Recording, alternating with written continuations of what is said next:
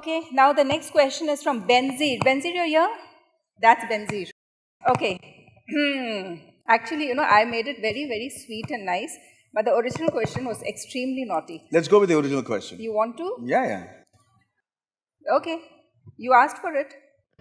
We see many cine actors generally marry each other. However, there's also, according to, okay, you asked for the first, I've kind of censored it, but then you asked for the first lot.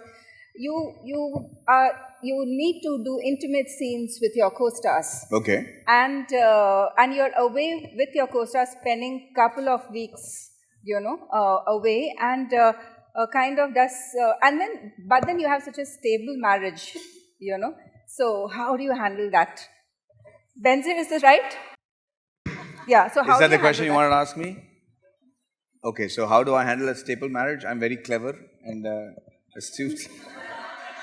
The second thing is, yes, when you do intimate scenes with the beautiful women that I end up doing these scenes with, it's everybody's fantasy that we're having a great time.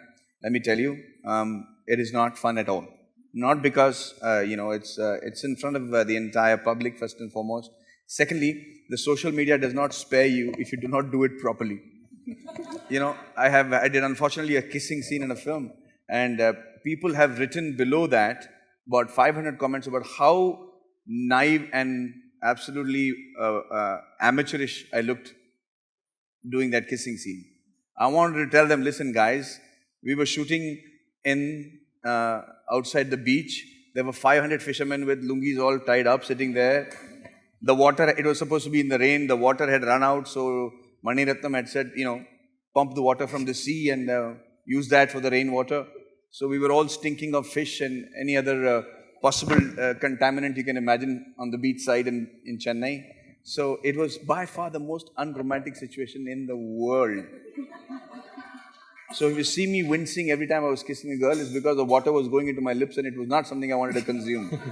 So,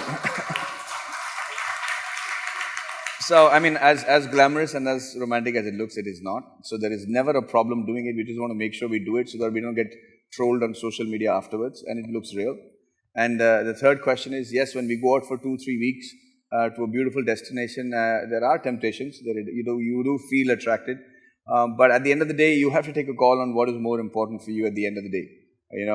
I might be a coward because I do not know how to venture into other aspects of the fun aspect, but I'm very happy. Like I said, I'm a family man and a home bird. I love to come back home every day and I want to make sure that is where I actually feel peace. So, I've been clever with myself.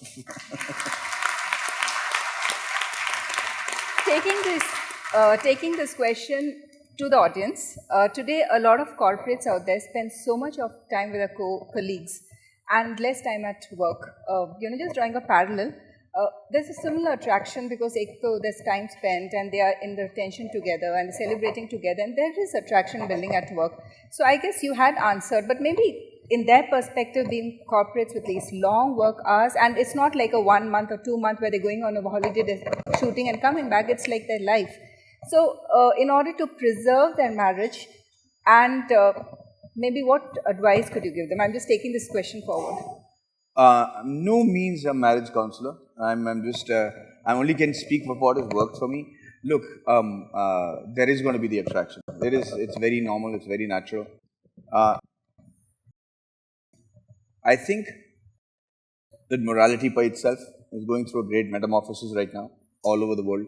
And you have to really find out what works for you. There is always repercussions to what you do.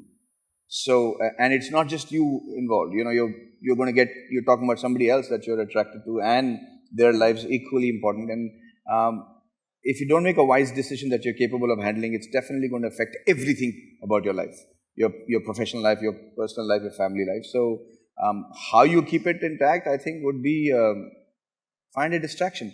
Most people in my industry, even in Bombay and in Chennai, I find out, unlike the Hollywood industry, have very little extracurricular activities and very little, unfortunately, that the city offers us. At least Chennai has its golf and the clubs and everything. But I cannot imagine a superstar or Rajnikant or Vijay going to those places because they will not be left at peace. And the same thing in Bombay. Bombay doesn't even have as many facilities. So being out in the nature, having a release for your all the energy that you have pent up in your body, and spending the time with the family, your friends. Everything is limited to going to the bars, talking about the girls, or talking about the girls and going to the bars. That's it. So you need to find a passion, a hobby, which will then keep you company for the rest of your life. And you have to be as intelligent as Madhavan. Yeah. That's not possible. It's not possible.